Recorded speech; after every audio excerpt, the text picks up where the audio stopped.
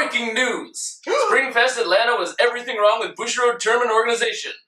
Find out more here at Team Absolution.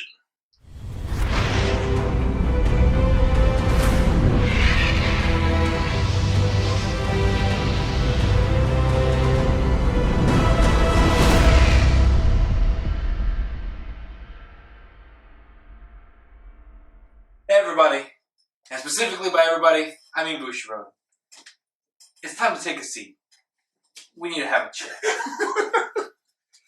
So before we start on what Ryan so eloquently put in our intro, the complete and utter systematic failure that was Springfest Atlanta 2016, let us begin by clearing a few things up. One, we are not salty players because we scrubbed out long before this affected us.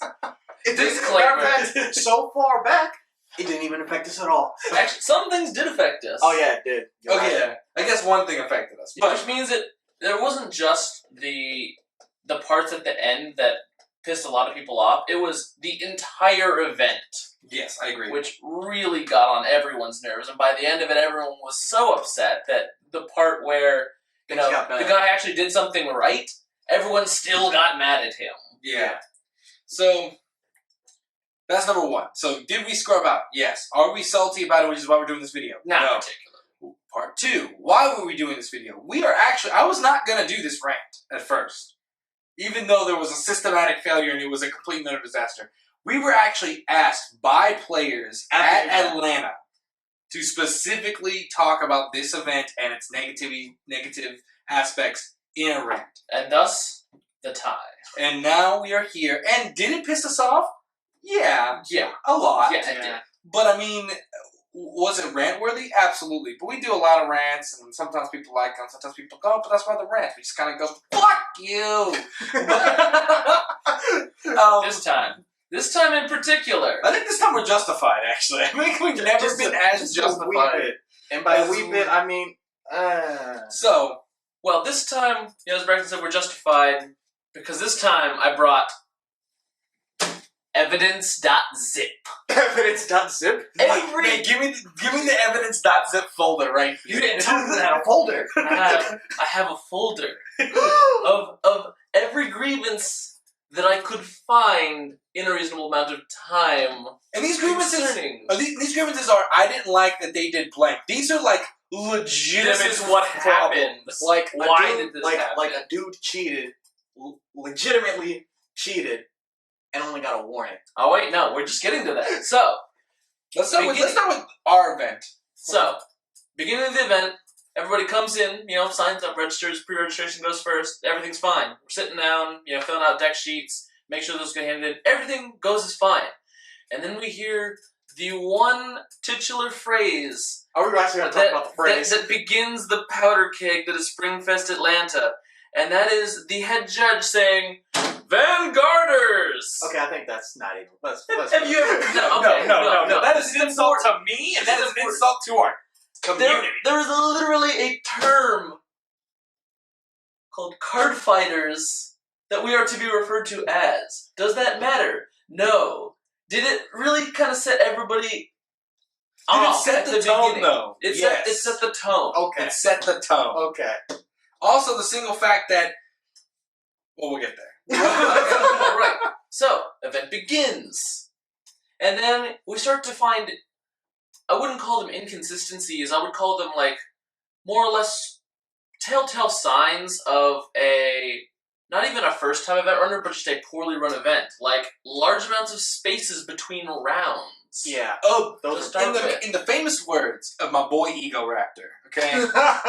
There was so much goddamn waiting in this tournament. I'm talking, I could literally tell my opponent my life story post-mulligan. Yeah. And still have some time for coffee. Yeah. And then we'd start the round. It was bad. And also, Lord knows you only get 20 minutes per round. The man had the audacity, okay, to Oh, okay. Also, let me say this. The venue was good. That is a highlight. The venue was 90 times better. The Omni Hotel was the shit. Which is why we stayed there. Anyways, back to my problem. So, we sit there, we wait 30 minutes per round after getting pairings. Just shooting the shit with the dude in front of me. And then this man has the audacity to say, "Are you ready?" We say yes. I can't hear you. Shit can't hear me. I spent 30 minutes talking the shit. I'm Vanguarded out already and haven't even played the game. Alright. To sum up what Jose said, there was a gigantic amount of waiting and then him trying to hype up the mood when everyone is already pissed off from the first time he spouted the word Vanguarders, which is my point exactly. Everyone was pissed, and he was just poking the bear every single round by making us wait, and then by asking us, "Are you ready? I can't," trying to make it fun. It wasn't fun. Wasn't fun. People weren't having fun. That cliche works like the first time, and then like after that, we'll get ourselves hyped when we say stand up the Vanguard. That's how it's always done. You don't need to make us do it every round, godforsaken round of this tournament, especially with a 20+ minute wait time. Yeah. Also that when I don't have as much time to play the game as the waiting in between rounds, which is what Bushiroad wanted to avoid in the first place with this terrible format, which we'll also talk about a little bit later. They wanted the format to be short enough that kids could reasonably play it. But in this particular instance, the kids are waiting there all day to play the tiny little rounds that you wanted. Yeah. That makes literally no sense. We waited 20 minutes to play a 20-minute round. Exactly. Why would you do that? Bathrooms. So we get to the pros later. Right now I'm angry. But in my hand is evidence.zip. Evidence.zip. Everything that I could find. So, let's You actually went that far back. Oh, God. Let's begin with Exhibit A. The multitude of warnings that the judges gave that should have been game losses. Or anything higher than a warning. Let's go with this. Brax and I will flip-flop. Let's say that a guy makes multiple irreversible game states, basically just cheating, just off the rails, you obviously can't do these things. Judge comes up, guy gets a warning. Not only that. You know what happens when you cheat and make an irreversible game state and you're caught? You lose! You're gone! If it's egregious, you get thrown out. Toodaloo! Bye-bye. Bye-bye. Continuing on from that. No. As to make matters worse on this particular one, judge gives the guy who's cheating a warning, reverses the game state, does not allow his opponent to change the way he guarded, and the player just proceeds to do what he wants. Yeah, the player proceeds to just keep doing stuff. Like, if you reverse the game state, it has to go all the way back. You can't just say, "Oh no, you messed up here, also here, but I'm going to take it halfway, and screw you, opponent guy." Yeah. No, you cannot do that. That guy should have been given a game loss. Let's count the number. Let's say, can you count on your fingers the number of people who should have been given game losses just in this list? Can I get a one? Get a one. Thank you. Thank you. Hold on, but before we continue, I need to say something, make something clear, because otherwise, it's a good distinction to make here. Now, we had an instance in which something like this happened to us, and we can talk about it later, but I want to talk about it now, and here's why. It's in there. Because before we continue talking about other game losses, it is fair to note that we had an instance where we got a double game loss because the opponent made an irreversible game state, as did Jorge.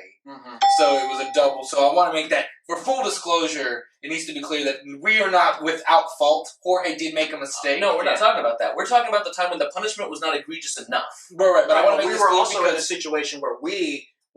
situation where we should have had a game loss as well, but instead we just got a warning. And then Jorge fucked up and then it happened. But I only say this because... Okay, so we're a beneficiary of terrible judging as well. Woo-hoo us.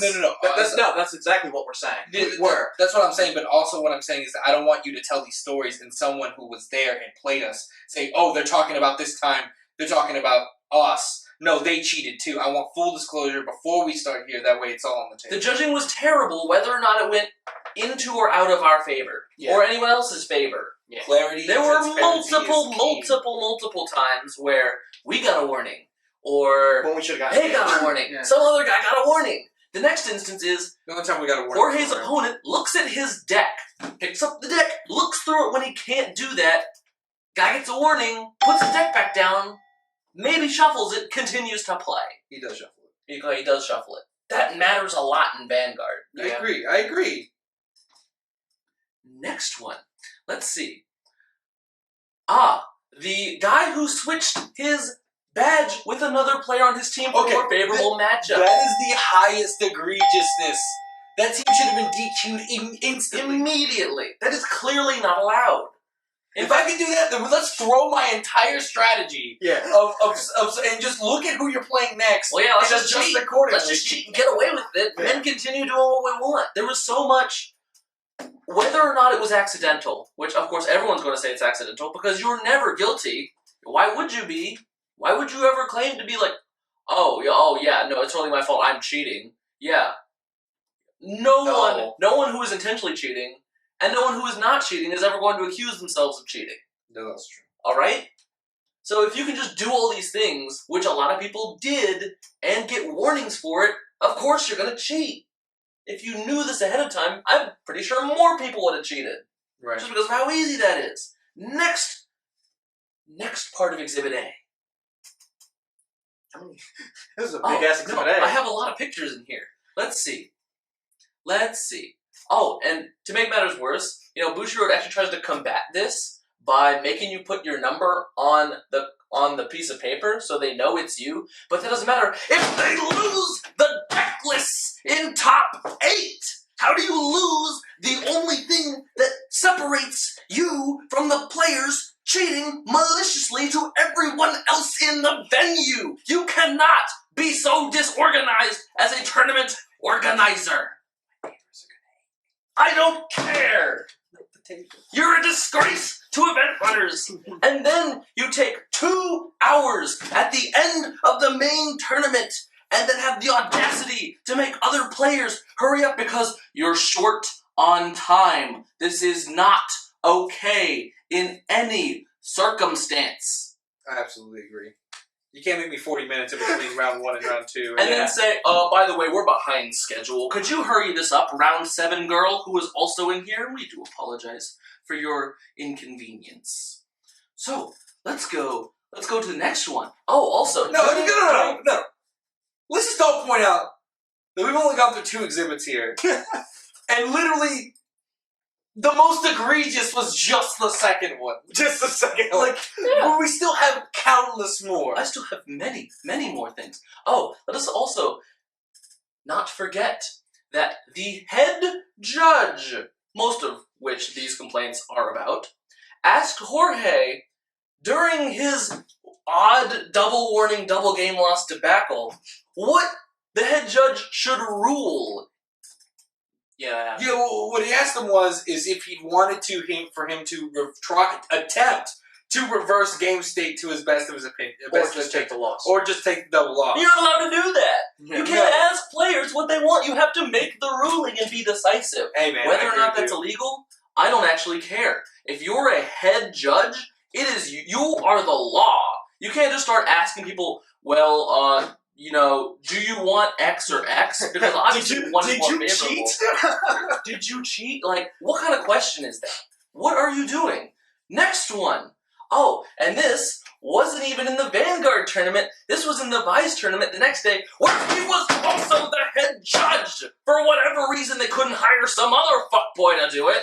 So, let's talk about this, shall we? The deck list system is apparently just a joke, because everyone who had a mistake got a warning. Now, in some instances, is that okay? For example, you forget your little badge number on the sheet because you filled it out the day before and you come in, turn it right in, forget that, there's information I need on here that came day of. Okay, maybe that's a warning, because at least the cards are the same!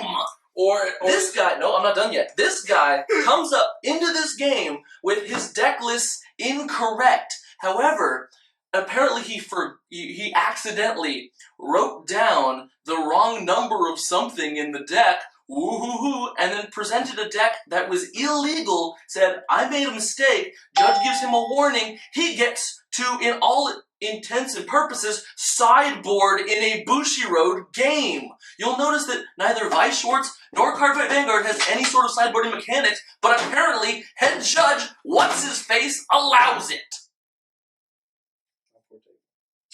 Also, though, I will say, in another instance where you talked about where it's okay for a deck list to be acceptable is if, because Bushiroad has that stupid, if you have a different rarity of a card, you have to write it twice. Like, fine, if you had wrote, like, I have the common version twice instead of I have the common and I have the SP, that would be... Who fucking like, who? That'd be warning. Fine, don't fuck up again. That being said, this is not cards this. are not the same card at all. This is like, I have 2 Stride Fodder and 3 of the other dude instead of the reverse. You know what I mean? It'd like be me writing, I have 4 Neoflame and 3 Burnout instead of 4 Burnout and 3 Neoflame. You know what? That might just matter considering the matchup. And that's exactly what this guy was probably doing, considering there was no reason to make this mistake. This is not a mistake. This is almost, we are fairly sure this man was actually just sideboarding. The rage. He has enough rage for both of us, which is why me and Brex. The best part is, I would just leave. there's even more. Let's see, there's more. Okay. Alright. Let's see what I got in here. We're running out of time here on Exhibit A. So let me, I think we're about to, oh no, this one's one of my favorites. One of our teammates, also playing Vise, his opponent starts the game with 6 cards out of his deck. Now, is that allowed? No, it's not. But, and this is the good part. This is the good part. Okay, so you draw an extra card. Oh, okay, I'm sorry, maybe I put it back, I re-mulligan, I whatever. My teammate calls judge. The guy got a warning and was allowed to restart the entire match. Excuse me? He restarted the match. I don't care. What? No. Oh, God. No. How are you going to restart the match? I don't care what game he's in. If it's game 1, why would you ever rule that I'm just going to restart the whole thing and we're just going to try this again? Because one guy fucked up in a card game. You know what happens when you fuck up a card game? You lose. You lose! That's it. Good day, sir. That is all she wrote. You get nothing. You get nothing. You get no wait. That's not even the best part. There's that was more? the cake, and here's the goddamn icing. There's The more. penalty to this whole fuck up was that they did not get a time extension. What? The judge did not give them a time extension So this for is his essentially- own ruling. This is also punishing the guy who did nothing wrong. Yeah. He did nothing wrong. Oh, and also, to make matters worse, the guy who fucked up in the first place won the whole match. Now granted, am I going to talk about whether or not life is fair? Of course not.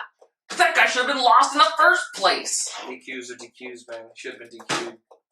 DQ'd. Now, it's time to go on to Exhibit B, and you need to take a break. So, Exhibit B is where Braxton and I come in because we've done extensive research on exactly how this went down, why it went down, its logic for it got down, and why this is a complete systematic failure, not only on the head judge's fault, but on Bushiroad's fault overall. Now, first things first, to start this story, let's start back in 2015, because here's an important thing. Team League was not double elimination last year, and this exact instance of what happened in Atlanta is why you cannot have a tournament with double elimination at Team League. Continuing. Or in singles, for that matter. So, Round 7 happens. Round 7 is completed. At this point, head judge claims that there is a clear top 8. How? I do not know. Because there's one we have actually seen the end of Round 7. I have for your viewing pleasure, the standings right here At the end of Round 7. There you go. Okay. You can see the opponent's win percentage and everything else you like. So, if this is correct, there is a clear top 8. But however, there are 1, 2, 3, 4, 5, 6, 7, 8, 9, 10. 10 X1s and 1 undefeated. Okay? So, the end of Round 7. So you're wondering, 10 X1s, 1 undefeated, there should be another round. I would argue, yes. And herein lies the crux of that problem.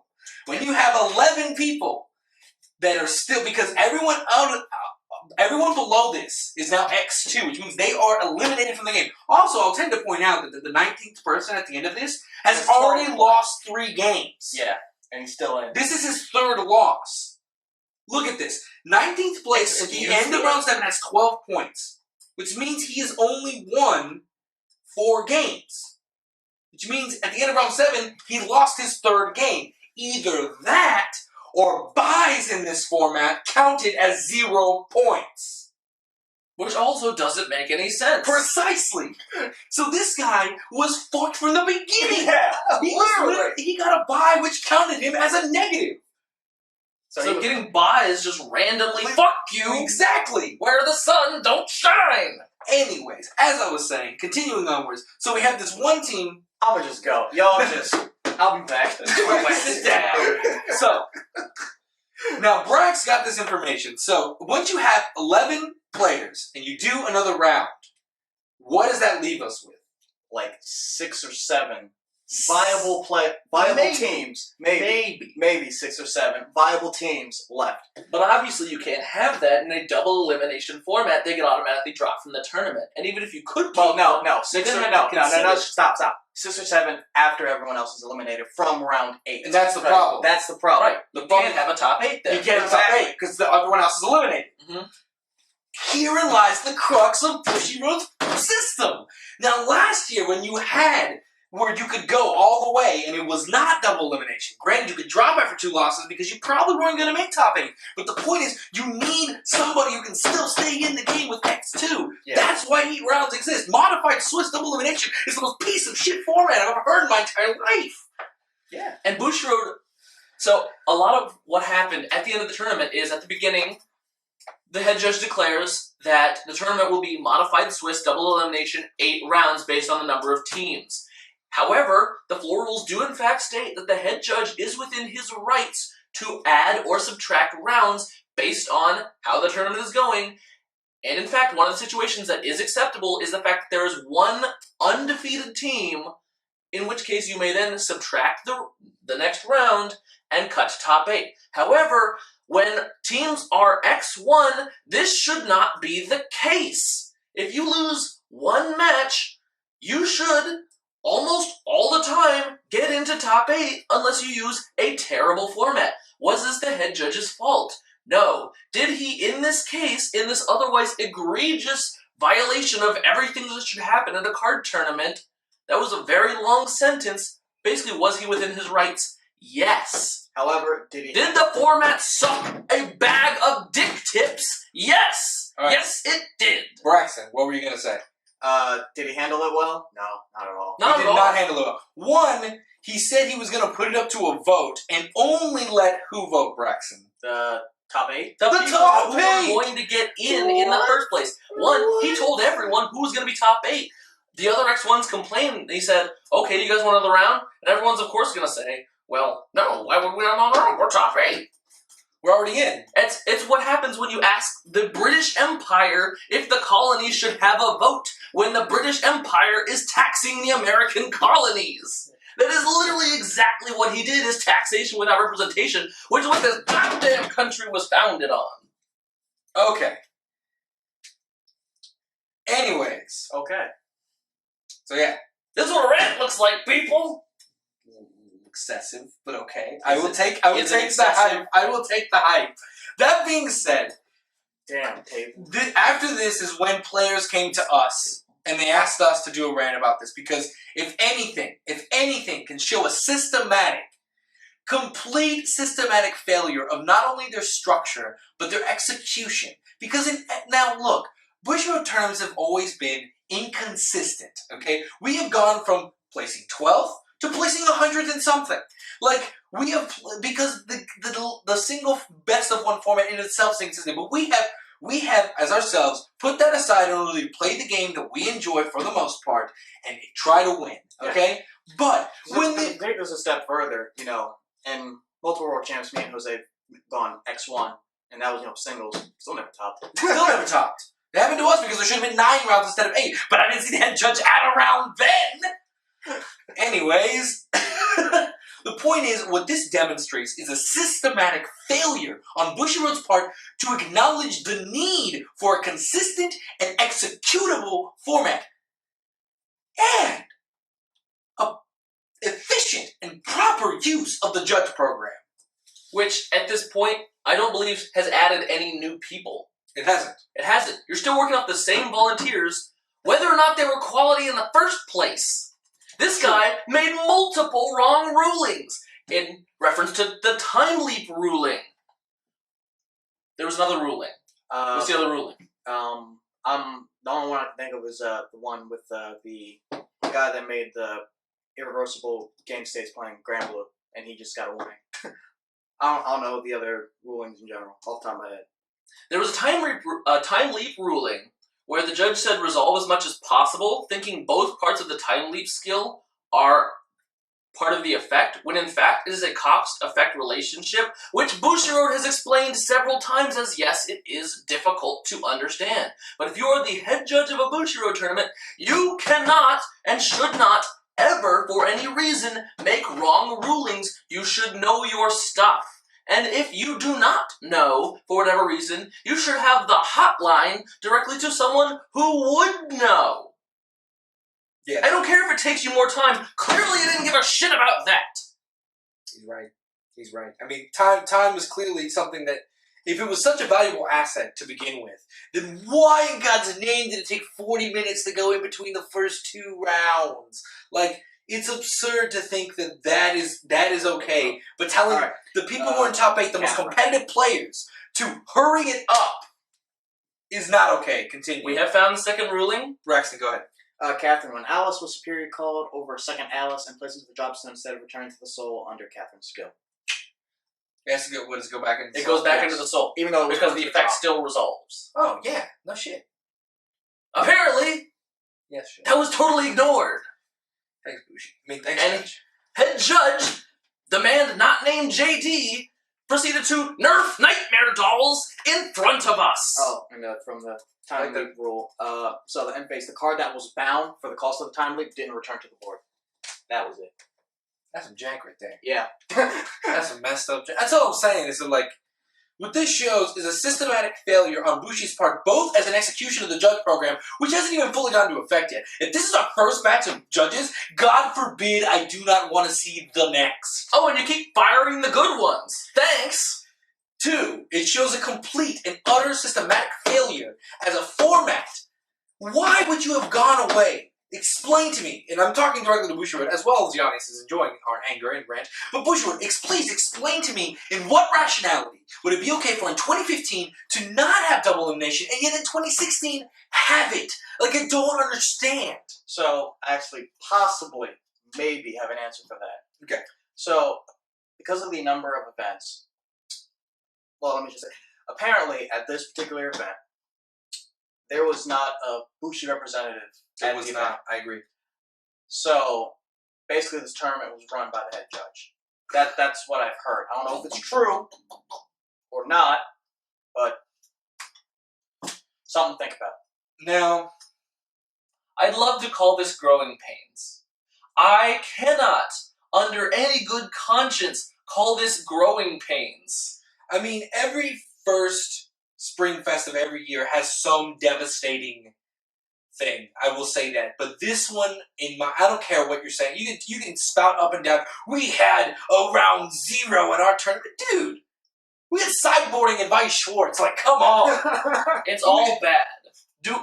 Are we about to, say, well, this was worse than another event?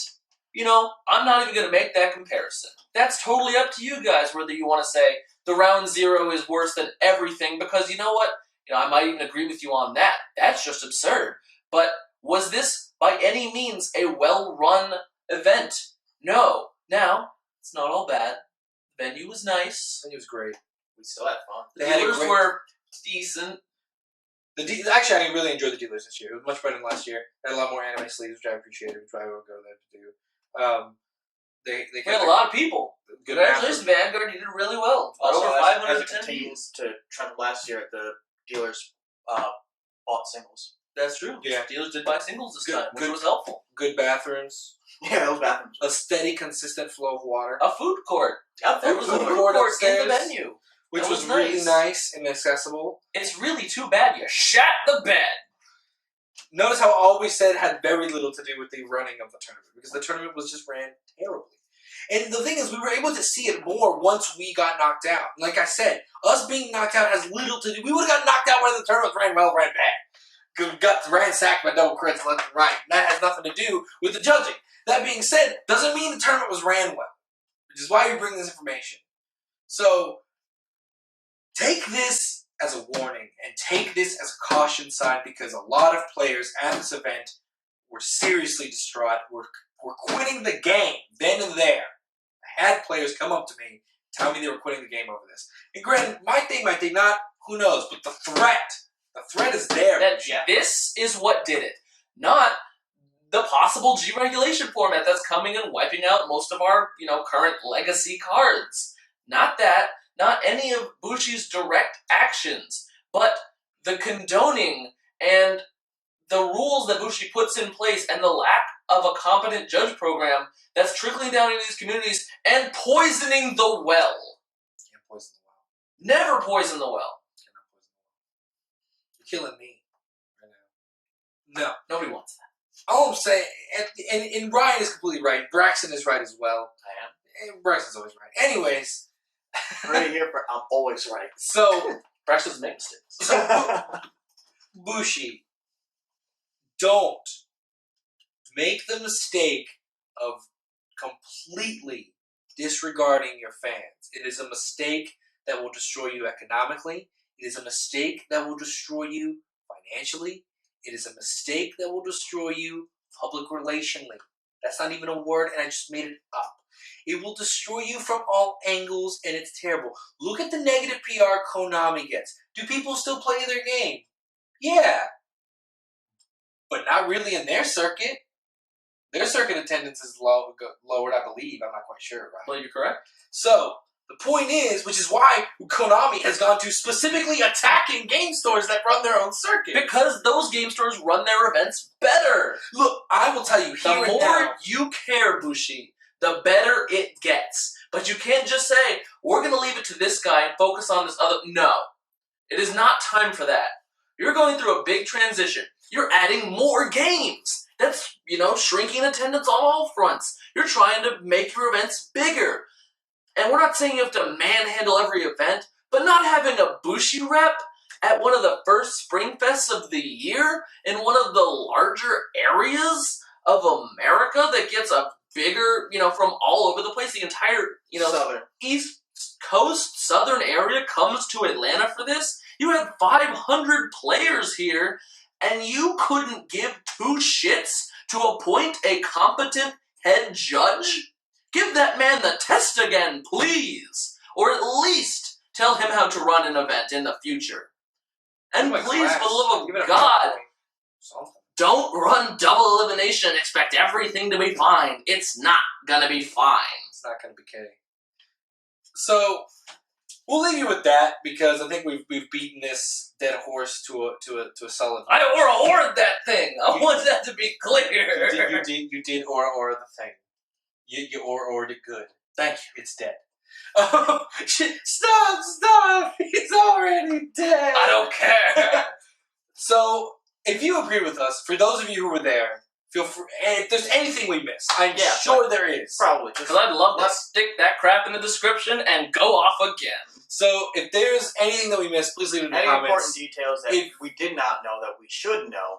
If you agree with our overall outlook, are we going to make enemies? Probably. Maybe. Because people already don't like us, so that's irrelevant. And the thing is, there are people at this event who liked us, who worked at the event, who might not like us after this video. And to that we say we apologize, but it was poorly ran in our opinion, and I would not say that lightly.